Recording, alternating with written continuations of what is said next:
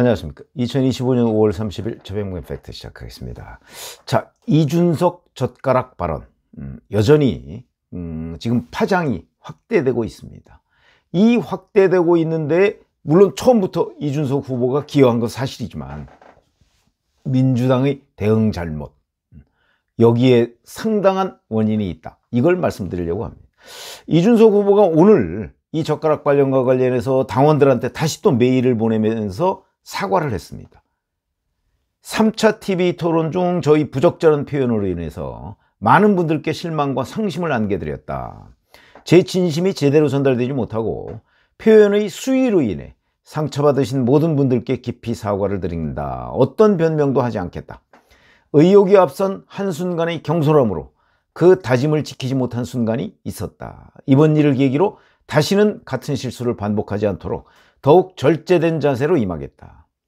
제가 부족한 사람이라는 점을 잘 알고 있다. 하지만 더 나아지기 위해, 더 나은 사람이 되기 위해 한 걸음 한 걸음 멈추지 않고 나아가겠다. 최근의 제 발언으로 인해 혹시 여러분의 마음에 상처가 남아있진 않을까? 그로 인해 우리의 열정이 꺾인 것은 아닐까 걱정이 된다. 모든 것이 제 불찰이다. 송구스럽고 죄송하다. 이렇게 얘기를 했고요.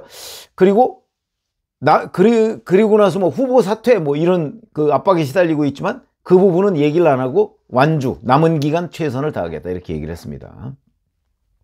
논란의 발단은 기억하고 계시죠? 오늘이 30일인데 27일이죠. 지난 화요일 마지막 TV 토론에서 이준석 후보가 권영국 민주노동당 후보에게 정확하게 이렇게 얘기했습니다. 여성의 성기에 젓가락을 꼽고 싶다고 한다면 여성 혐오냐? 이런 질문을 한 겁니다. 아마 이때 염두에 둔 발언은 이재명 민주당 후보의 아들 이동호 씨가 도박 사이트 댓글에 남긴 글, 그리고 그로 인해서 벌금 500만 원을 선고받았다. 법원으로부터. 그런데 이동호 씨가 이의 제기를 하지 않았기 때문에 확정됐다. 이게 작년 10월 일이다. 요 자료를 가지고 이제 일종의 권영국 후보한테 미끼를 던진 거죠. 그래서 권영국 후보의 부적절하다는 답변, 뭐 적절하다고 답변할 리는 없으니까 부적절하다는 답변을 끌어내면 그걸 미끼로 해서 이재명 후보한테 공격을 시도하려고 했는데 권영국 후보가 거기에서 답변을 하지 않았기 때문에 그 다음 단계로 진행을 못했던 겁니다. 자, 근데 여기에 대해서 다음 날이죠. 민주당의 조승래 대변인이라는 사람이 이준석의 창작물이다 이렇게 얘기했습니다. 이 부분을 이준석의 창작물, 그러니까 허위사실이다 이거죠. 거짓말이라고 얘기했습니다. 그러니까 이제 아니 거짓말, 그러면 실제 이동호 씨가 그런 댓글을 안 달았나? 이렇게 생각하기 쉽죠. 근데 이준석 후보가 바로 공소장을 공개했습니다. 공소장이 언론에 공개가 됐습니다. 그래서 이준석 후보가 페이스북에다가 그 공개된 공소장 기사를 공유하면서 반격을 시도하니까 조승래 대변인이 갑자기 말을 바꿔서 그거 다 지난 일이다 이러면서도 허위사실로 고발하겠다 이렇게 얘기했습니다. 그럼 도대체 뭐가 허위사실이냐? 이렇게 되니까 이제 어제죠. 사전투표가 있었던 첫날 이준석 후보가 또다시 기자회견을 열어서 제 토론 질문 가운데 어디 혐오가 있느냐? 정말 성범죄자로 지탄받아야 하는 이는 누구냐? 해당 표현은 제가 창작한 게 아니라 이재명 후보 장남이 인터넷 커뮤니티에 직접 올린 글의 일부다. 저희 질문은 자극이 아니라 검증이었다.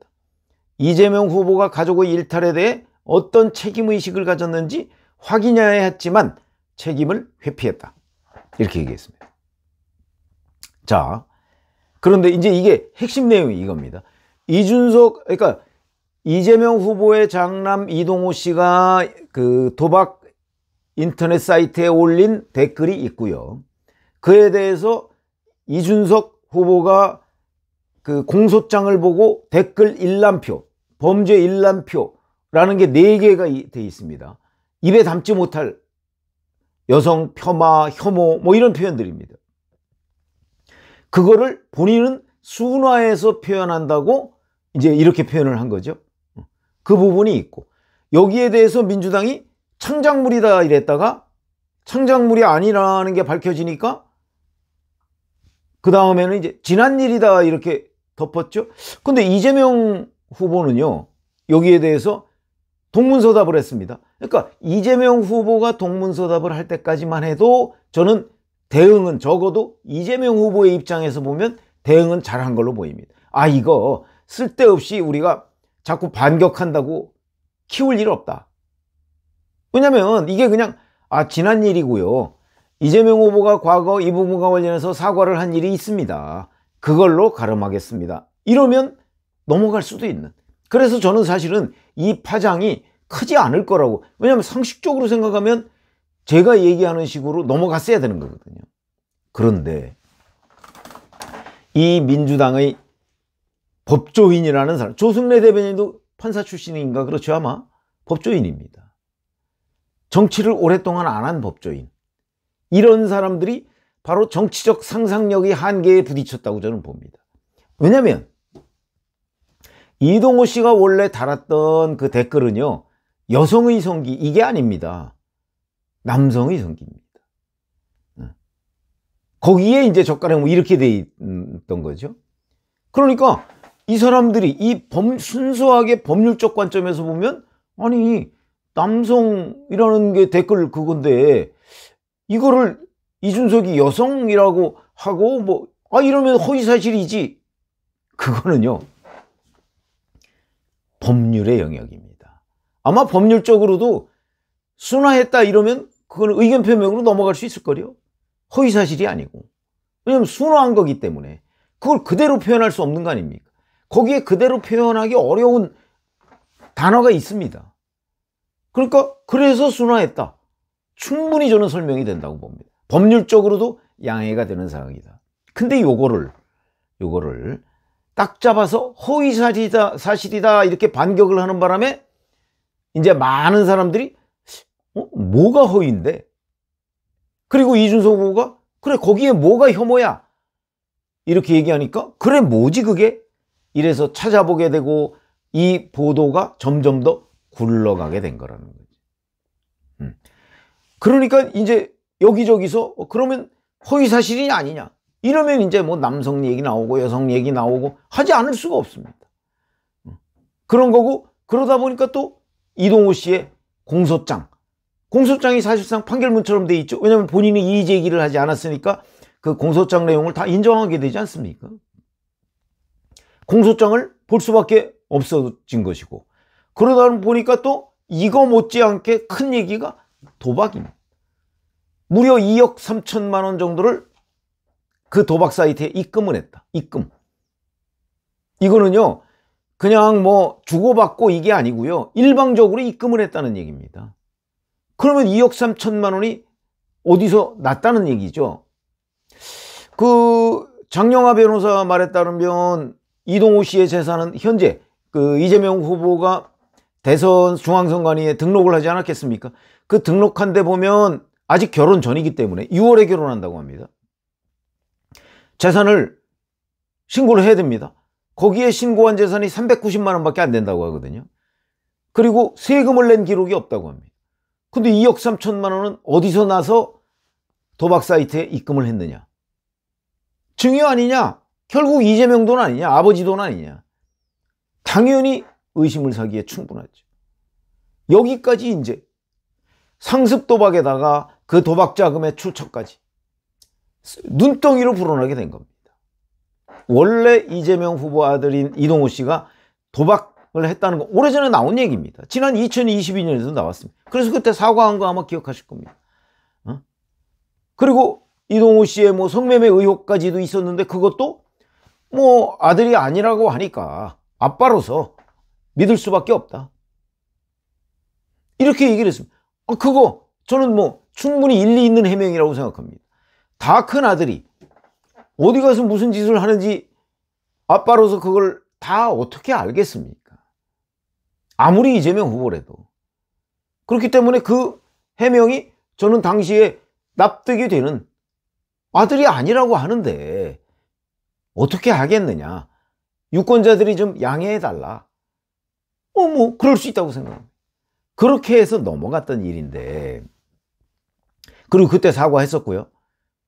근데 이번에는 그 일로 인해서 법원의 판결을 받았다, 요거 외에는 새로운 사실이 아무것도 없습니다.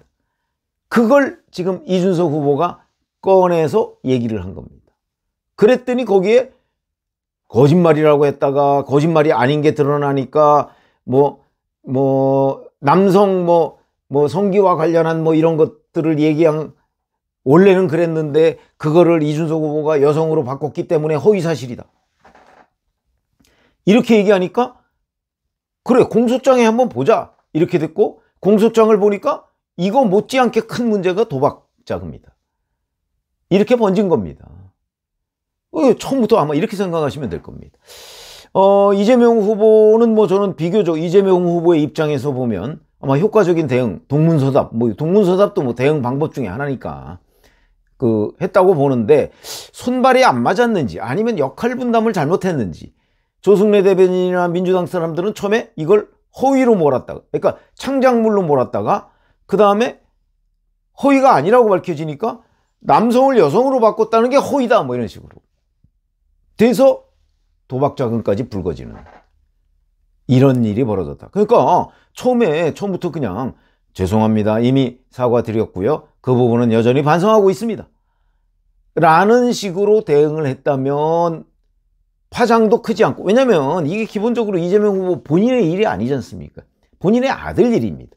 아들도 미성년자가 아니고 이미 다 성년이 된 이후에 벌어진 일입니다. 이게 2019년, 2021년 이때 벌어진 일이거든요. 그렇기 때문에 어찌 보면 애비로서 그냥 도의적 책임, 그것도 이미 지난 3년 전에 사과했고 넘어갈 수 있었던 일이다, 이거죠. 근데 그걸 창작했다, 이준석이 창작했다, 또 남성이 아니고 여성이었다, 그러면서 또 도박자금 오는, 여기까지 번지니까 우선 한 하루 이틀로 끝날 일을 지금 사흘째, 나흘째, 그래서 이제 이준석 후보가 오늘 이제 당원들한테 메일을 보내서 사과한다고 했지만, 이 사과는 이재명 후보 장남의 본질적인 부분에 관한 사과가 아니고요, 자기가 그거를 TV 토론에서 부적절한, 그러니까 덜 순화해서 공개한 것 때문에 죄송하다는 의미입니다. 이거는 이재명 후보 장남의 이슈는 여전히 굴러가는 얘기가 되는 거죠. 그러니까 민주당이 이 대응을 제대로 했다면 피해를 최소한도로 줄이는 한도 내에서 끝날 수 있었던 일을 계속해서 키워갔다, 이렇게 되면 어떻게 되겠습니까? 그래서 처음에는 저는 민주당의 대응이 좀 상식적으로 나올 걸로 예상을 했습니다.